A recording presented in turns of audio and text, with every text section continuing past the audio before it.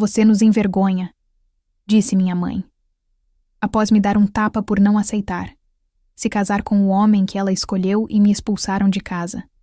Mas 12 anos depois, ficaram pasmos ao ver eu em um jatinho. Eu tinha 18 anos quando o mundo, como eu o conhecia, desabou. Lembro-me daquele dia como se fosse ontem. O ar na sala de estar estava pesado, carregado com a tensão que precedia as tempestades. Minha mãe, com os braços cruzados e um olhar duro que poderia cortar vidro, caminhava de um lado para o outro sobre o tapete persa que ela tanto amava. Meu pai, como sempre, estava sentado em sua poltrona de couro, encolhido, fingindo ler um jornal que já devia saber de cor. Ele era um mestre na arte de se tornar invisível, de se omitir, deixando para minha mãe o papel de general em nossa pequena guerra doméstica. Naquela tarde, a sentença final sobre o meu futuro havia sido decretada por ela. Eu deveria me casar.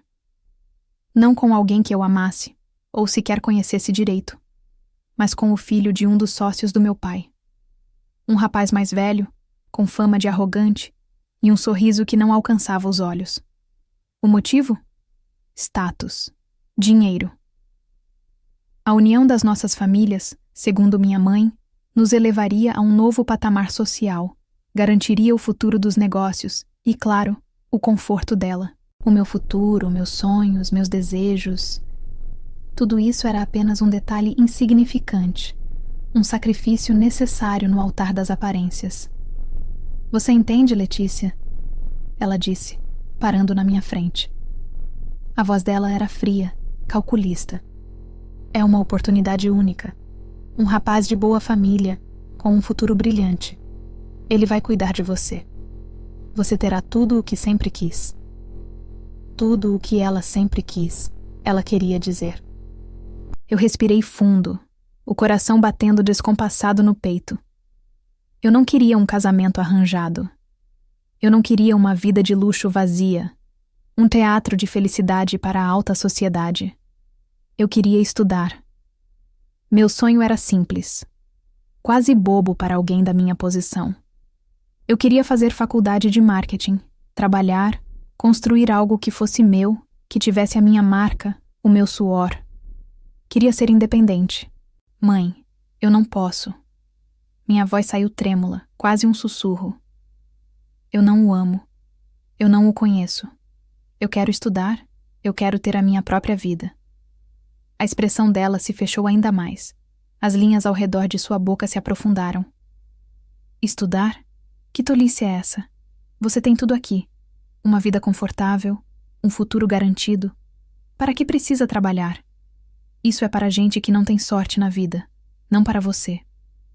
Mas não é a vida que eu quero. Insisti, ganhando um pouco mais de força. Eu quero ter a chance de escolher, de errar, de acertar por mim mesma. Eu não quero ser um objeto de negociação. Foi então que a paciência dela acabou. O estalo do tapa ecoou pela sala silenciosa. Meu rosto ardeu, virado para o lado, mas a dor maior foi a que rasgou meu peito. Eu olhei para ela, os olhos marejados, a incredulidade estampada na minha face. Minha própria mãe. Você nos envergonha! Ela gritou, a voz esganiçada pela raiva. Ingrata! Depois de tudo o que fizemos por você, depois de toda a educação, de todo o luxo. É assim que você nos agradece? Cuspindo no prato que come? Você é uma vergonha para esta família. Eu olhei para o meu pai, buscando um pingo de apoio, um gesto, uma palavra. Ele apenas abaixou o jornal lentamente, o rosto uma máscara de covardia. Ele não disse nada. O seu silêncio foi um tapa ainda mais forte, uma traição que doeu na alma. Naquele momento, eu entendi que estava completamente sozinha. Minha mãe era a agressora, mas meu pai era o cúmplice silencioso que permitia que tudo acontecesse. Se você não pode fazer este pequeno sacrifício pela sua família, continuou ela, com o peito arfando, então você não pertence mais a esta família. A porta da rua é a serventia da casa. Vá viver a sua vidinha medíocre, já que é isso que você tanto quer. Mas não volte aqui quando perceber a burrada que fez. Para nós, a partir de hoje, você está morta. As palavras dela foram como facas. Morta. Para eles, eu estava morta. Sem pensar 2 vezes, subi as escadas correndo, as lágrimas finalmente rolando livres pelo meu rosto. Peguei uma mochila, joguei dentro algumas peças de roupa, meus documentos e o pouco dinheiro que eu tinha guardado. Cada objeto que eu tocava parecia queimar. Cada canto daquele quarto que um dia foi meu refúgio, agora era uma cela. Quando desci, eles continuavam na mesma posição. Minha mãe, de braços cruzados, vitoriosa em sua crueldade. Meu pai, escondido atrás de seu jornal. Não houve despedida, não houve um último olhar de afeto. Eu caminhei até a porta, a mão tremendo na maçaneta. Dei uma última olhada para trás, para a vida que estava sendo arrancada de mim. A única coisa que eu via eram 2 estranhos. Ao fechar a porta, um som oco selou o meu destino. Lá fora, a noite da cidade grande me abraçou com suas luzes e seus ruídos. Eu estava com 18 anos, sozinha, com uma mochila nas costas, um sonho na cabeça e o eco das palavras da minha mãe na alma. Você nos envergonha. Mal sabia ela que aquela vergonha seria a força que me impulsionaria para o mais longe que eu pudesse chegar. Eu não sabia como, mas eu iria provar para mim mesma, e talvez um dia para eles, que a minha vida, a vida que eu escolhi, valeria a pena. Aquele foi o primeiro dia do resto da minha vida. Um começo doloroso, solitário, mas meu, inteiramente meu. A porta da minha antiga casa se fechou, e com ela, todo um universo de certezas. O frio da noite não era nada comparado ao gelo que se formou no meu peito. A cidade grande, que antes parecia um lugar de oportunidades, agora se mostrava um monstro de concreto e luzes indiferentes, pronto para me engolir. Meu primeiro desafio foi encontrar um teto. O pouco dinheiro que eu tinha mal dava para alguns dias, então hotéis estavam fora de questão. Acabei encontrando um albergue minúsculo e abafado, num bairro que eu mal conhecia. O quarto era compartilhado com mais 5 pessoas, e o cheiro de mofo e suor era a primeira coisa que me recebia e a última a se despedir todos os dias. O luxo do meu antigo quarto, com lençóis de algodão egípcio, parecia uma memória de outra vida. Ali, meu colchão era fino e manchado, e eu dormia abraçada à minha mochila, com medo de que me roubassem o pouco que eu tinha. Nos primeiros dias, caminhei quilômetros em busca de qualquer tipo de trabalho. Entreguei currículos improvisados, escritos à mão em papel de caderno, em lojas, lanchonetes e restaurantes. A resposta era quase sempre a mesma: um não seco ou um deixaremos seu contato. A humilhação era uma companheira constante. Eu, que fui criada para ter tudo, agora implorava por uma chance de esfregar o chão. Finalmente, consegui um emprego como garçonete em uma lanchonete que funcionava 24 horas. O turno da noite era o pior, mas foi o único que me ofereceram. Minha rotina se tornou um borrão de cansaço. Eu trabalhava da meia-noite às 8 da manhã, servindo café para caminhoneiros e limpando mesas grudentas de gordura. O cheiro de fritura impregnava meu cabelo, minhas roupas, minha pele. Chegava ao albergue exausta, tentava dormir em meio ao barulho constante dos meus colegas de quarto, e à tarde ia para as aulas. Consegui me matricular em um curso técnico de marketing, muito mais modesto que a faculdade dos meus sonhos, mas era o que a minha nova realidade permitia. Sentar naquela sala de aula era a única coisa que me lembrava do porquê eu estava passando por tudo aquilo. Era meu farol no meio da escuridão. Houve momentos em que a fome apertou de verdade. O dinheiro do salário mal dava para pagar o albergue e o curso. Muitas vezes, meu jantar era o pão que sobrava na lanchonete, ou um copo de leite. Eu via as pessoas pedindo pratos fartos, rindo, e sentia uma pontada de inveja e tristeza. Lembro-me de uma noite em que, depois de um cliente ter me humilhado por eu ter derrubado um pouco de café, me escondi na despensa e chorei silenciosamente, o corpo tremendo de fome e exaustão. Você não vai desistir, Letícia. Eu sussurrava para mim mesma, entre soluços. Você não vai dar a eles o gosto da vitória. As palavras da minha mãe, você nos envergonha, ecoavam na minha cabeça, mas agora eu as usava como combustível. Eu transformei a humilhação em determinação. Os anos foram passando nesse ritmo brutal. Mudei de emprego algumas vezes, sempre buscando algo um pouco melhor, um salário um pouco maior. Fui faxineira em um prédio comercial, onde limpava os escritórios luxuosos que um dia eu sonhei em frequentar como executiva. Fui vendedora em uma loja de sapatos, onde precisava sorrir o dia inteiro, mesmo que por dentro estivesse desmoronando. Cada centavo era contado. Eu aprendi o valor de um prato de comida, de um banho quente, de uma noite de sono sem interrupções. Coisas que eu nunca tinha valorizado antes. A solidão era a parte mais difícil. Eu não tinha amigos, não tinha família. Ninguém para ligar em um dia ruim. Ninguém para comemorar uma pequena vitória, como a nota alta em uma prova. Aos domingos, quando a cidade desacelerava, era quando a saudade e a tristeza mais batiam. Eu via famílias passeando nos parques, pais abraçando seus filhos, e meu coração se partia em 1000 pedaços. Eu sentia falta do meu pai, mesmo de seu silêncio. Eu sentia falta até da minha mãe, da mãe que existia antes de sua ambição a consumir por completo. Mas esse sentimento era rapidamente substituído pela raiva e pela mágoa. Eles me abandonaram. Eles me jogaram aos leões. Certa vez, juntei algumas moedas e liguei para a casa de um telefone público. Era o aniversário do meu pai. Queria apenas ouvir a voz dele. Quem atendeu foi minha mãe. Quando eu disse alô, houve um silêncio do outro lado. Eu podia sentir a respiração dela. Letícia? Ela perguntou, a voz carregada de surpresa e frieza. O que você quer? Eu só... queria dar os parabéns para o papai. Gaguejei. Ele não quer falar com você.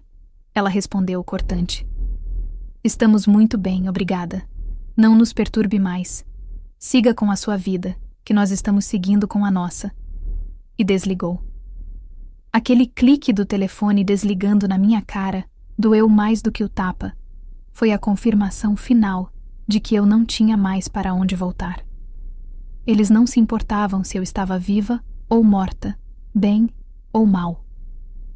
Naquela noite, a tristeza deu lugar a uma nova força, uma frieza que eu não conhecia. Se eles me queriam morta, então a Letícia frágil e carente de aprovação familiar morreria ali. A partir daquele momento, meu sucesso não seria apenas por mim. Seria minha resposta, minha vingança silenciosa. Eu não iria mais chorar por eles. Iria trabalhar, estudar e lutar até que o meu nome fosse sinônimo de sucesso. E um dia, eles ouviriam falar de mim. Ah, se iriam.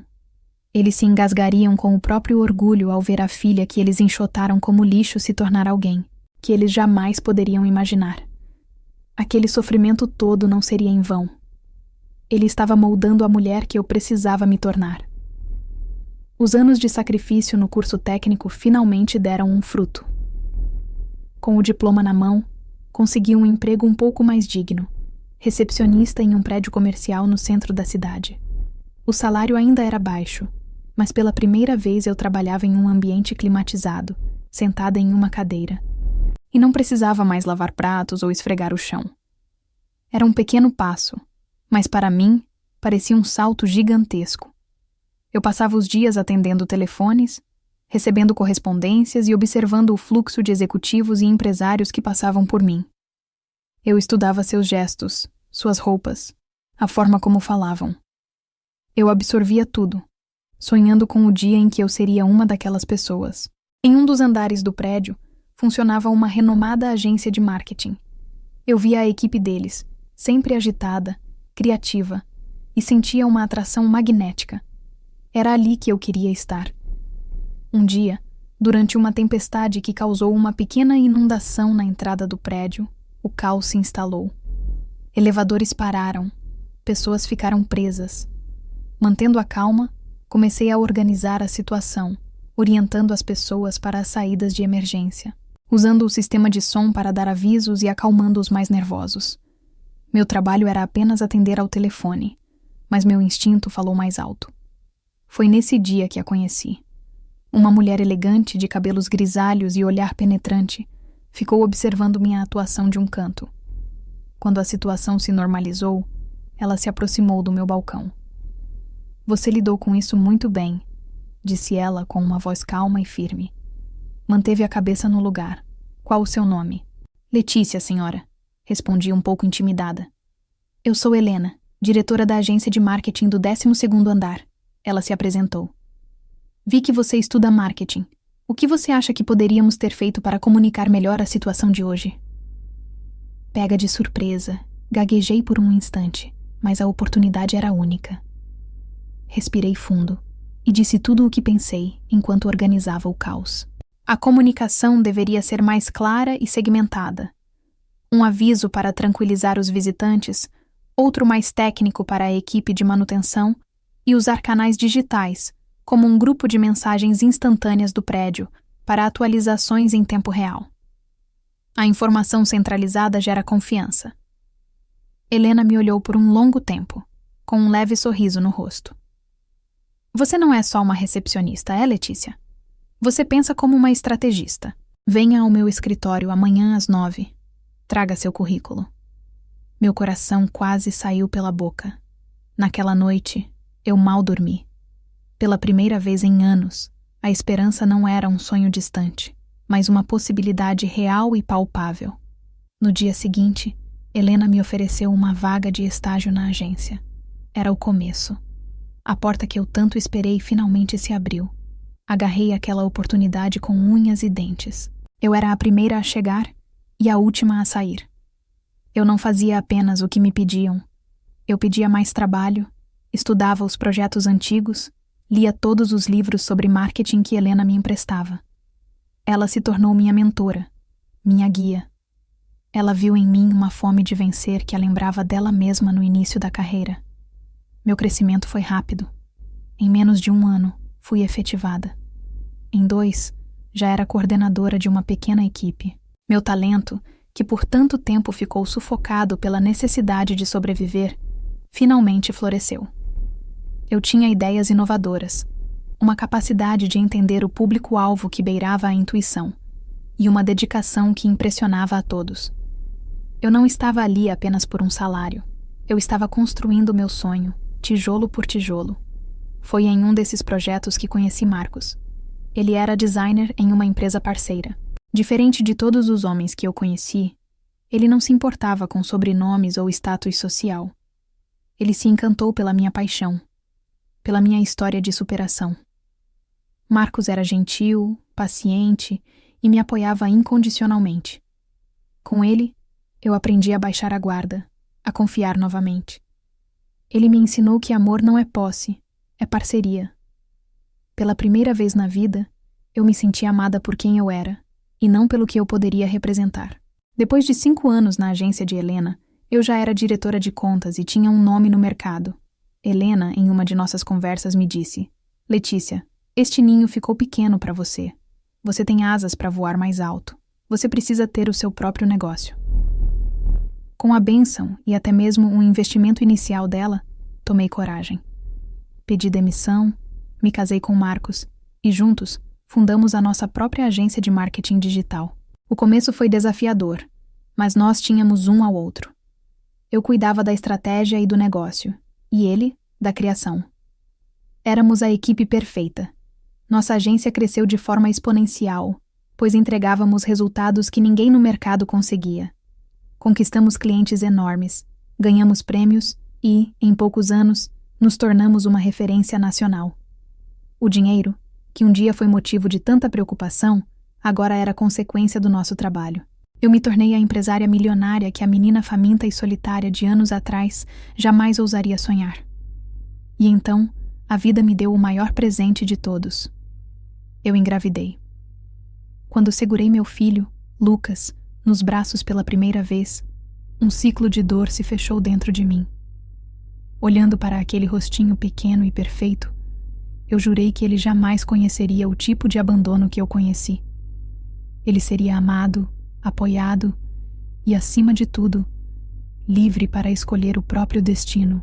Construí uma nova família, uma família de verdade, baseada no amor, no respeito e na cumplicidade. A mulher que foi expulsa de casa por querer controlar a própria vida, agora estava, de fato, no comando de tudo. E depois de 11 anos de silêncio, eu senti que era a hora de voltar. Não para buscar perdão, mas para mostrar a eles o tamanho do erro que cometeram. 12 anos. 12 anos desde que eu pisei pela última vez na minha cidade natal. A volta, no entanto, foi um pouco diferente da ida. Eu não cheguei em um ônibus noturno, cansada e com medo. Eu cheguei em um jato particular. Enquanto a aeronave descia suavemente, eu olhava pela janela para as luzes da cidade que um dia me rejeitou. Ao meu lado, Marcos segurava minha mão, e no banco da frente, meu filho Lucas, de 4 anos, dormia tranquilamente nos braços de sua babá. O contraste era quase poético. A menina, com uma mochila nas costas, havia se tornado a mulher que fretava aviões. Um carro de luxo nos esperava na pista. Dirigimos pelas ruas que guardavam tantas memórias dolorosas. Mas agora eu não sentia mais a angústia de antes. Eu não era mais uma vítima daquele lugar. Eu era uma visitante poderosa. Pedi ao motorista que parasse em frente à casa dos meus pais. Era a mesma casa, mas parecia menor, mais velha. A pintura estava um pouco descascada, e o jardim, que minha mãe tanto se orgulhava, estava mal cuidado. Senti um aperto no peito, uma mistura de sentimentos que eu não conseguia nomear. Pedi que Marcos e Lucas me esperassem no carro. Eu precisava fazer aquilo sozinha. Caminhei lentamente até a porta e toquei a campainha. O som ecoou, assim como há 12 anos, mas desta vez eu estava do lado de fora por escolha. Demorou um pouco, e então a porta se abriu. Era meu pai. Ele estava muito mais velho do que eu me lembrava. Os cabelos, antes grisalhos, agora estavam completamente brancos, os ombros caídos, e os olhos, quando me reconheceram, se arregalaram em um misto de choque e pânico. Ele ficou sem palavras, apenas abrindo e fechando a boca como um peixe fora d'água. Letícia? A voz da minha mãe veio de dentro. Ela apareceu atrás dele, secando as mãos em um avental. O tempo também não tinha sido gentil com ela. As linhas de amargura em seu rosto eram mais profundas, e o brilho arrogante em seus olhos havia se apagado, substituído por um cansaço profundo. O queixo dela caiu quando me viu. O silêncio que se seguiu foi pesado, carregado com o peso de 12 anos de abandono. Olá, mãe. Olá, pai. Eu disse, a voz firme, calma, controlada. A voz de uma CEO, não de uma filha assustada. Como você nos achou? Minha mãe gaguejou, a primeira a encontrar um fiapo de voz. Não foi difícil, respondi, com uma frieza que eu mesma me surpreendi em ter. Afinal, o nome de vocês ainda consta como proprietários da casa. Vocês não parecem surpresos em me ver bem. Foi meu pai quem confessou, a voz embargada. Nós vimos, filha. Nós acompanhamos tudo à distância. As revistas, as notícias na internet sobre sua empresa. Vimos seu sucesso. Sentimos tanto orgulho e tanta vergonha. Vergonha? Repeti a palavra, deixando-a pairar no ar entre nós. Que interessante. A última vez que ouvi essa palavra de vocês, ela tinha um significado bem diferente. Era eu, a vergonha da família. Olhei diretamente para minha mãe. Você se lembra de me dar um tapa e gritar isso antes de me jogar na rua com 18 anos? Ela recuou como se eu tivesse lhe dado um tapa de volta. As lágrimas brotaram em seus olhos. Me perdoe, Letícia. Eu fui uma tola, uma idiota. Meu orgulho, minha ambição. Eu estraguei tudo. Não há um dia que eu não me arrependa do que eu fiz. As palavras eram as que eu esperei ouvir por mais de uma década. Mas agora, elas não traziam o alívio que eu imaginei. Traziam um gosto amargo. Seu perdão chega um pouco tarde, não acha? Chega agora que eu tenho um jato particular parado no aeroporto. Onde estava esse arrependimento quando eu passava fome? Onde estava quando eu liguei no aniversário do papai e você desligou na minha cara? O perdão de vocês parece conveniente, não acha? Eles não tinham resposta. Apenas ficaram ali, encolhidos, recebendo a verdade nua e crua. A vingança que eu senti não foi de alegria, mas de uma justiça sombria. Eu os tinha exatamente onde eu queria, desarmados, arrependidos e cientes do tamanho do erro que cometeram. Vi que a situação financeira deles era precária. Meu pai havia perdido a empresa anos atrás em um negócio ruim. A ironia era cruel. A busca por status os levou à ruína. Então, eu fiz minha jogada final. Eu não vim aqui por um pedido de desculpas. Eu vim porque tenho uma proposta. Soube que a antiga fábrica têxtil da cidade foi comprada por uma das minhas subsidiárias. Estamos contratando. Há vagas na linha de produção e no setor de limpeza. Se estiverem interessados, posso pedir ao RH que agilize a contratação de vocês. O choque em seus rostos foi indescritível. A filha que eles queriam casar com um milionário para garantir o status da família, agora lhes oferecia um emprego de chão de fábrica. A humilhação final. E a parte mais dolorosa para eles. Eles precisavam. Após um longo silêncio, foi meu pai quem assentiu, derrotado. Nós aceitamos. Ótimo, eu disse, profissional. O RH entrará em contato.